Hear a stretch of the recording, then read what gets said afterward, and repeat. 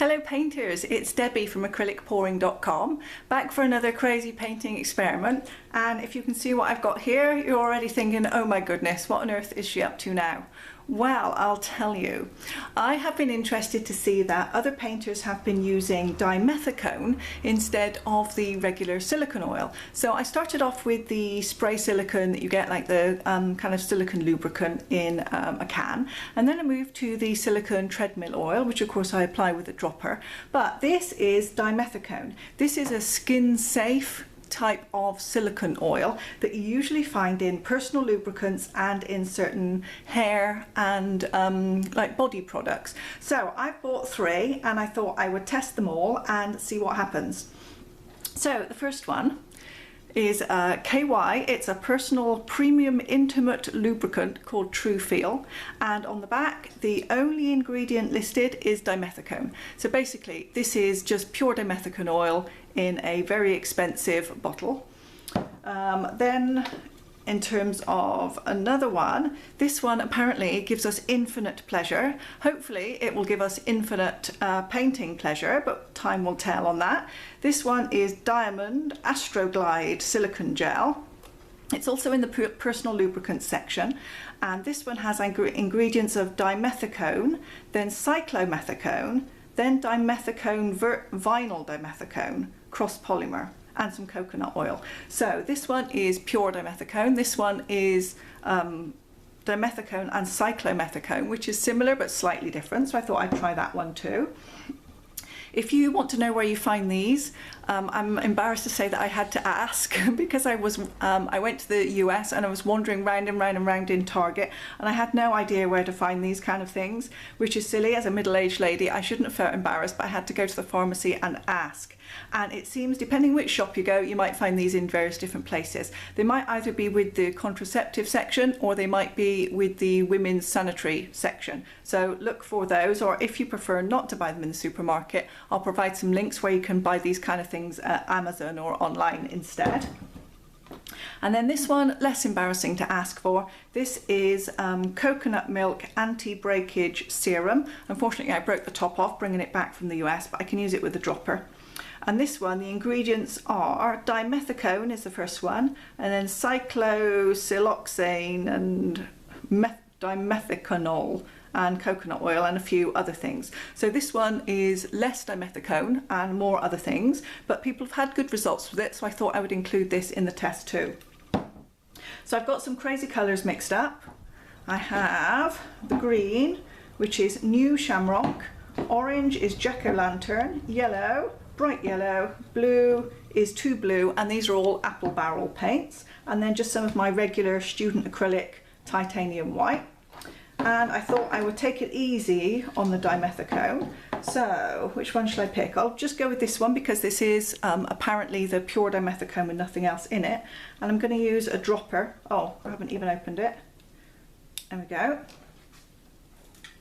And just add 1 drop orange, green, blue, yellow, none in the white, and we will see what happens. Put the rest of that back in there. So obviously it's a very small bottle, but if you're just using it kind of, you know, a drop at a time, I think it would last a long time. So let me give that a little stir in. And then I thought, rather than, I'm going to go back to testing with flip cups, because it means, you know, there's really nothing I can do to influence what happens other than put it in a cup, flip it out, and then we see what happens. So let me get a cup and I'm going to load up these colours. So I don't think it matters which order I put them in there, because basically they've all got the 1 drop of dimethicone, so it should be pretty much the same no matter what order I put them. And we will see what happens. I'm going to put them in from a height so that we do get some mixing going on in the cup, and of course I may end up with crazy colours, as is often the case when you kind of mix up the paints like that from a height, and we will see what happens. So I haven't gone with a huge amount of paint again because it is just a little test, and my paint supplies here are very precious and limited, but I will put in everything that I've mixed up so that we are getting that full 1 drop of silicone per paint sample. and we'll see what happens. There goes in my yellow, the orange. So I thought the yellow and green looked good together. I thought the blue and the orange looked good together. I thought the blue and the yellow looked good together. I'm not a fan of green. I don't know why, because I love it. I love nature. I love all the kind of tropical blues and greens that we get here on the island. But for some reason, it just doesn't gel well with me when I paint with it. So I thought I'd throw that into the mix today and see what happens. See if I could come to love painting with green. We will see. I like it when I do blues with a little touch of green in. That seems to work for me.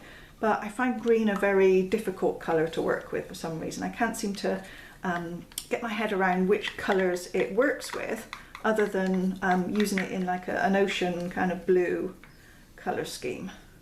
Okay, so there we go. I've got less than a cup of paint, so there's not a whole bunch of paint in there, but I can see that we've got some cells developing in the cup already, so that's good news. Hopefully that is going to translate out to our canvas.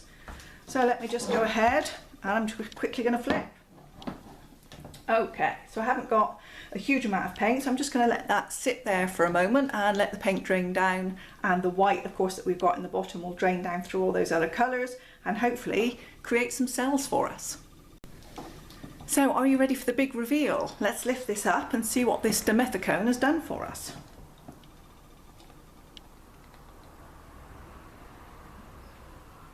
Well, I've definitely got cells developing there straight out of the cup without any need for any kind of torching or anything like that, which is good because there wasn't a lot of Dimethicone in there.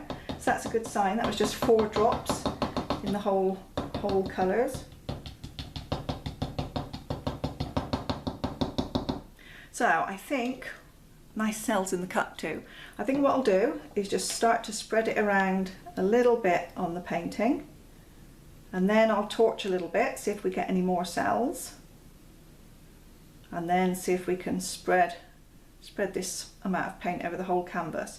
The cells are huge, as you can see. They're not breaking up too badly. Everything is looking good. So that does look good. The green is a little bit intense for my liking. As I said, I struggle to paint with green. So now that I've got it spread out, let's give it a little test with the torch and see if that brings up any more activity.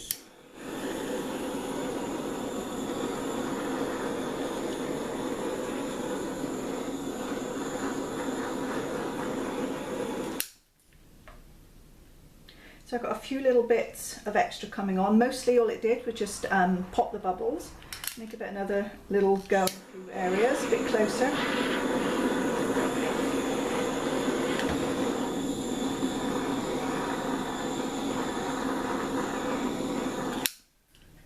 It mostly popped the bubbles, didn't bring up a whole lot of extra cells.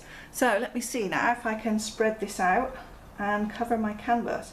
And I'm going to end up with an unexpectedly very green painting, I think. Okay, that's good.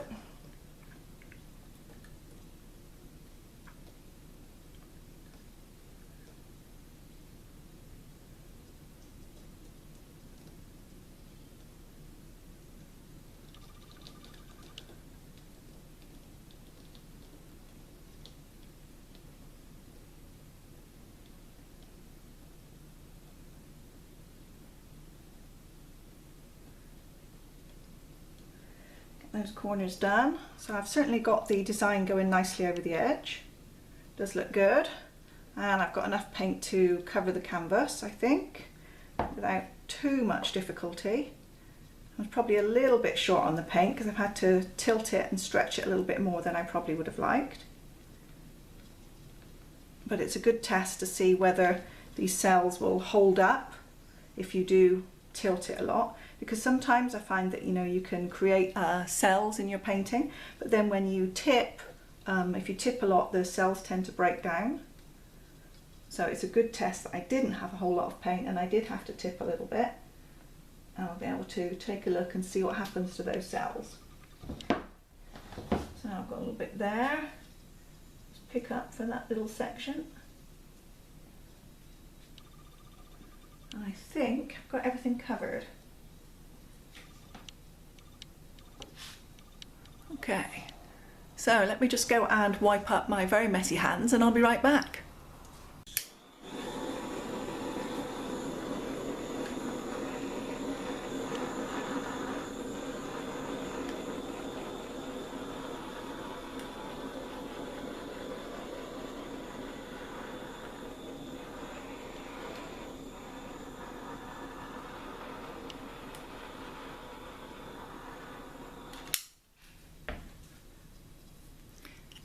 Okay, so I've added a little bit of torching. It's brought up a few extra cells in a few areas, just some small ones, but mostly it was unaltered. It just popped whatever air bubbles I've got. So let's bring you down and let's take a little bit more of a closer look at these cells from this Dimethicone.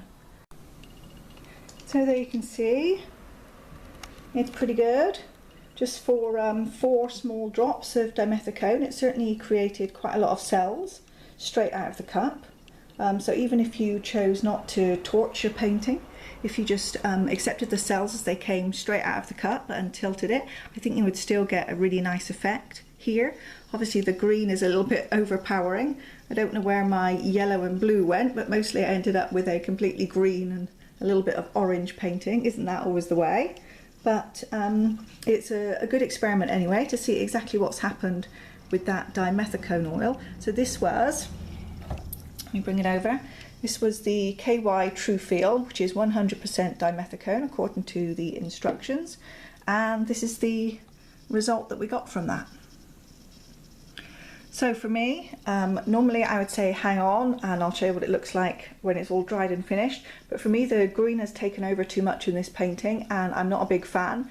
And with my canvases, I think being as limited and precious as they are, I'm going to scrape this one and reuse it for our next experiment when I will try another one of those Dimethicone products.